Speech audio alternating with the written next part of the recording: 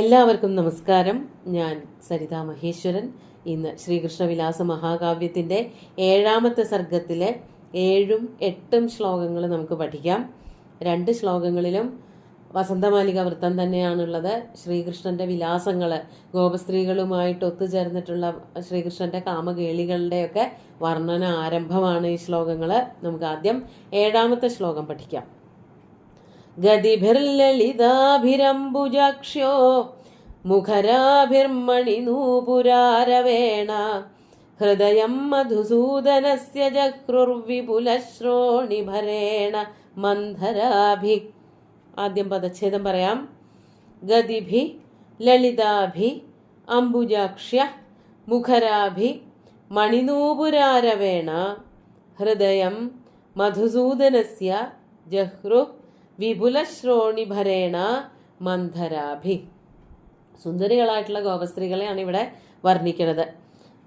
അവരെ വളരെ സ്നേഹത്തോടു കൂടിയിട്ട് കടാക്ഷങ്ങളെ കൊണ്ടൊക്കെ തന്നിലേക്ക് ആകർഷിക്കാൻ നോക്കുന്ന ശ്രീകൃഷ്ണനെ അവരും വളരെ വികാരവായ്പോട് കൂടിയിട്ട്, വളരെ സ്നേഹത്തോടു കൂടിയിട്ട് അപഹരിച്ചെടുത്തു എന്നാണ് ഇവിടെ. ജഹ്രു എന്നാണ് പറയുന്നത്. മധുസൂദനസ്യ ഹൃദയം, ശ്രീകൃഷ്ണന്റെ ഹൃദയത്തിനെ തങ്ങളിലേക്ക് ആകർഷിക്കാൻ ഗോപസ്ത്രീകളും മറന്നില്ല. അതാണ് ഇവിടെ വർണ്ണിക്കുന്നത്. എങ്ങനെയുള്ള ഗോപസ്ത്രീകളാണ് എന്നാണെങ്കിൽ, അംബുജാക്ഷ്യ എന്നാണ് ഇവിടെ ഗോപസ്ത്രീകളെ വിശേഷിപ്പിച്ചത് സുകുമാരകവി.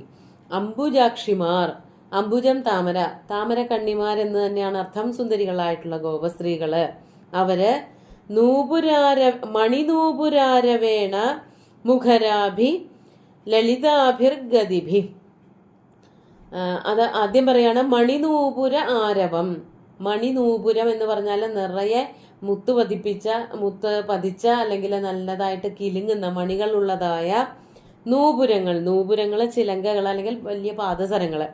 അവയുടെ ശബ്ദത്തോടു കൂടിയിട്ട് മണിനൂപുര ആരവേണ മുഖരാഭി.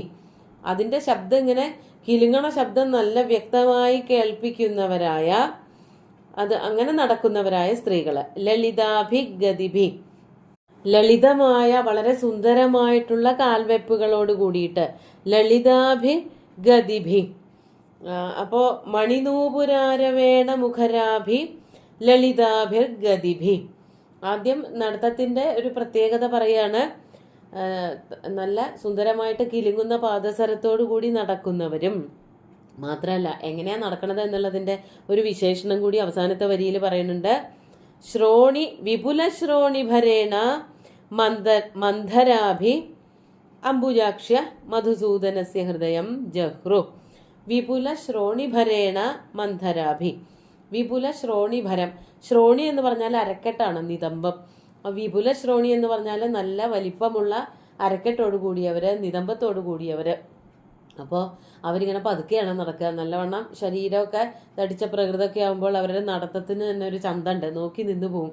അങ്ങനെയുള്ള ആ നടത്തം കൊണ്ട് പതുക്കെ നടക്കുന്നവരായിട്ടുള്ള ഗോപസ്ത്രീകള്, അങ്ങനെ നടക്കുന്നവരായ മന്ധരഗാമികളായിട്ടുള്ള ആ അംബുജാക്ഷിമാർ മധുസൂദനസ്യ ഹൃദയം ജഹ്രു. മധുസൂദനന്റെ, ശ്രീകൃഷ്ണന്റെ ഹൃദയത്തെ കവർന്നു, ഹൃദയം കവർന്നു എന്നർത്ഥം. അത് പൊതുവെ അങ്ങനെയാണല്ലോ. ചെറുപ്പക്കാരായിട്ടുള്ള ആണുങ്ങൾക്ക് സുന്ദരികളായിട്ടുള്ള സ്ത്രീകളെ, അവരുടെ കാഴ്ച, അവരുടെ നടത്തവും അവരുടെ വിലാസങ്ങളും ഒക്കെ കണ്ടാൽ സ്വാഭാവികമായിട്ട് അവരുടെ മനസ്സെപ്പോഴും ആ സ്ത്രീകളിൽ തങ്ങി നിൽക്കും. ശ്രീകൃഷ്ണ കാര്യവും അങ്ങനെ തന്നെയായിരുന്നു. ഈ സുന്ദരികളായിട്ടുള്ള ഗോപസ്ത്രീകള് അവര് നടക്കുമ്പോൾ തന്നെ നടത്തത്തിന്റെ ശബ്ദം കേൾക്കാം. പ്രത്യേകിച്ച് ഈ പാദസരം കിലുങ്ങണ ശബ്ദം കേൾക്കാം. മാത്രമല്ല അവരങ്ങോട്ട് വേഗം ഓടിപ്പോവുകയൊന്നുമല്ല. ശ്രീകൃഷ്ണന്റെ മുമ്പിൽ വളരെ പതുക്കെയാണ് നടക്കുന്നത്. യഥാർത്ഥത്തില് സത്യസന്ധമായിട്ട് പറഞ്ഞിട്ടുണ്ടെങ്കിൽ ശ്രീകൃഷ്ണനേക്കാളും ഒക്കെ മുതിർന്നവരായിട്ടുള്ള സ്ത്രീകളൊക്കെ ഉണ്ടാവണം. ഗോപസ്ത്രീകളെല്ലാവരും തന്നെ രാധയെ പോലെയുള്ളവരൊക്കെ തന്നെ പ്രായം കൂടിയവരാണ് എന്നാണ് ഭാഗവത പുരാണമൊക്കെ പറയണത്. തന്നെക്കാളും പ്രായത്തിൽ മുതിർന്നവളായിരുന്നു രാധ. മറ്റു ഗോപസ്ത്രീകളിൽ കുറെ പേരൊക്കെ തന്നെ ശ്രീകൃഷ്ണനേക്കാളും മുതിർന്നവരാണ്. അവരെല്ലാവരും തന്നെ അവരുടെ സുന്ദരമായിട്ടുള്ള ശരീരപ്രകൃതി കൊണ്ട് ശ്രീകൃഷ്ണന്റെ മനസ്സിനെയും അപഹരിച്ചു. ആദ്യം അവരെ, ഈ ഗോപസ്ത്രീകളെ തന്റെ അപാംഗ വിലാസങ്ങളെ കൊണ്ട് ശ്രീകൃഷ്ണൻ അപഹരിച്ചതുപോലെ തന്നെ ഗോപസ്ത്രീകളും അവരുടെ സുന്ദരമായിട്ടുള്ള നടത്തം കൊണ്ടും നടത്തത്തിന്റെ രീതിയുടെ പ്രത്യേകത കൊണ്ടുമൊക്കെ തങ്ങളിലേക്ക് ആകർഷിച്ചു എന്നാണ് ഈ 7ാമത്തെ ശ്ലോകത്തിൽ പറയുന്നത്. നമുക്ക് 8ാമത്തെ ശ്ലോകം കൂടി നോക്കാം. നിശിജാഗരഘൂർണമാനനേത്രം നവദന്തവ്രണഭാസുരാധരോഷ്ഠം മൃദിതാളകമാനനം പ്രിയാണാം സവിഭാതേഷു ജഹർഷവീക്ഷമാണ. ഈ ഒരു ശ്ലോകത്തിൽ നല്ല പച്ചയായിട്ടുള്ള ശൃംഗാരമാണ് പറയണത്. സംഭോഗ ശൃംഗാരം. കാമുകന്മാര്, ഭാര്യാഭർത്താക്കന്മാര് അല്ലെങ്കിൽ ഇഷ്ടപ്പെടുന്നവര് തമ്മിൽ അടുത്തിരിക്കുമ്പോൾ ഉണ്ടാകുന്നതായ രതി, അതിനെ പറ്റിയിട്ടാണ് ഇവിടെ വർണ്ണിക്കുന്നത്. നമുക്ക് ആദ്യം പദച്ഛേദം പറയാം.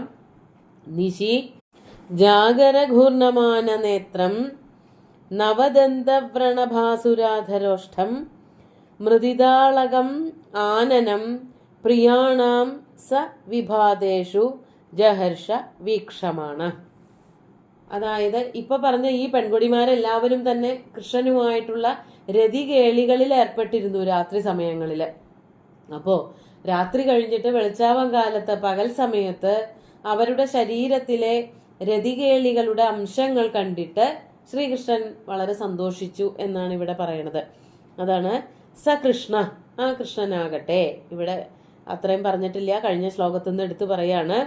നിശി, ശ്രീകൃഷ്ണൻ രാത്രിയിൽ ജാഗര ഘൂർണമാന നേത്രം. ജാഗരം എന്ന് പറഞ്ഞാൽ ഉണർന്നിരിക്കുക. ഉണർന്നിരിക്കുന്നത് കൊണ്ട് ഉറക്കമില്ലാതെയാണല്ലോ ഇരിക്കുന്നത്. രാത്രി ഉണർന്നിരിക്കുക എന്ന് പറഞ്ഞാൽ കുറച്ച് വലിയ പണിയാണ്. ഉറക്കമൊഴിച്ചിരിക്കുമ്പോൾ വളരെയധികം ക്ഷീണം വരും കണ്ണിന്. രാത്രി മുഴുവൻ ഉറങ്ങാതെ ഇരുന്നിട്ട് അതുകൊണ്ട് വരുന്നതായ ഘൂർണമാന നേത്രം, കണ്ണിങ്ങനെ മയങ്ങി കണ്ണിങ്ങനെ കറങ്ങി നിൽക്കുക. അതായത് പകലൊക്കെ ഉറങ്ങാൻ തോന്നുക, കിടക്കാൻ തോന്നുക. അങ്ങനെ ഉറക്കം തൂങ്ങിയ കണ്ണുകൾ കണ്ടിട്ട് രാത്രി മുഴുവനും നീണ്ടു നിൽക്കുന്നതായ രതികേളികൾ, അതിന്റെ ബാക്കിയായിട്ട് പിറ്റേ ദിവസം രാവിലെ ആകുമ്പോഴാണ് ഉറക്കം വരിക. ആ ഉറക്കം തൂങ്ങിയ കണ്ണുകൾ കണ്ടിട്ട് ഗോപസ്ത്രീകളുടെ ശരീരത്തിലെ ആ കഴിഞ്ഞ രാത്രിയിലെ രതികേളികളുടെ ബാക്കി പത്രങ്ങൾ കണ്ടിട്ടാണ് ശ്രീകൃഷ്ണൻ സന്തോഷിക്കുന്നത്. ഇവിടെ കഴിഞ്ഞ രാത്രി ഉറങ്ങാത്തത് കൊണ്ട് കണ്ണിലിങ്ങനെ തങ്ങി നിൽക്കുന്നതായ ഉറക്കച്ചടവോടുകൂടിയ കണ്ണുകൾ കണ്ടിട്ടും, അതുപോലെ നവദന്തവ്രണഭാസുര അധരോഷ്ഠം, ദന്തവ്രണഭാസുരമായിട്ടുള്ള അധരോഷ്ഠങ്ങൾ, അത് വളരെ നവവുമായിരുന്നു. ദന്തവ്രണം എന്ന് പറഞ്ഞാല് ചുംബന അധരപാനാദികൾ നടത്തുമ്പോൾ പല്ല് കൊണ്ടിട്ട് ചിലപ്പോൾ ചുണ്ട് പൊട്ടാറുണ്ട്. അതാണ് ഇവിടെ പറയുന്ന നവദന്തവ്രണം. തൻ്റെ പല്ലുകൾ കൊണ്ടിട്ട്, തൻ്റെ എന്താണ് പറയുക, രതികേളികളിൽ തൻ്റെ പല്ല് കൊണ്ടിട്ട് മുറിവ് പറ്റിയതായ അധരോഷ്ഠങ്ങൾ. അധരോഷ്ഠം എന്ന് പറഞ്ഞാൽ താഴ്ത്ത ചുണ്ടാണ്.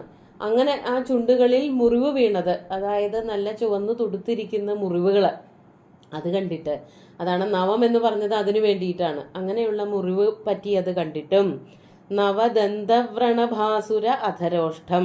മാത്രമല്ല മൃദിതാളകം പ്രിയാണാമാനനം. മൃദിതാളകം, തലമുടിയൊക്കെ പാറിപ്പറന്ന് കിടക്കുക.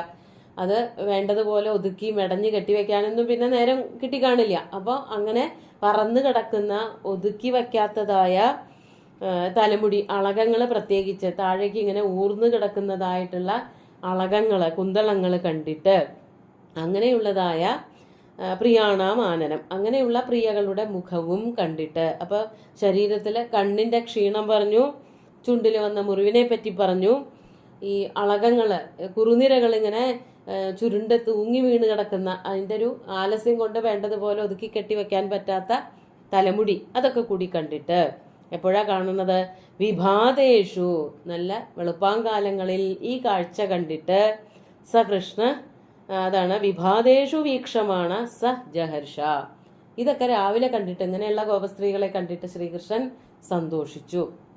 അവരൊക്കെയായിട്ട് ഒത്തുചേർന്ന് രതികേളികൾ നടത്താൻ പറ്റിയതിന്റെ സന്തോഷം വളരെ പച്ചയായിട്ടാണ് കവി വർണ്ണിക്കുന്നത്.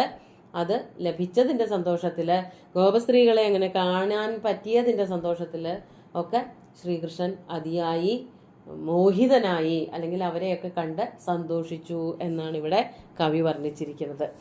ഇനിയുണ്ട് അടുത്ത ശ്ലോകങ്ങളിലൊക്കെ ഇതുപോലെ തീവ്രമായിട്ടുള്ള പച്ചയായിട്ടുള്ള ശൃംഗാരത്തിന്റെ വർണ്ണനയാണ് നമുക്ക് ഈ 2 ശ്ലോകങ്ങൾ ഒന്നുകൂടിയും ചൊല്ലി നോക്കാം.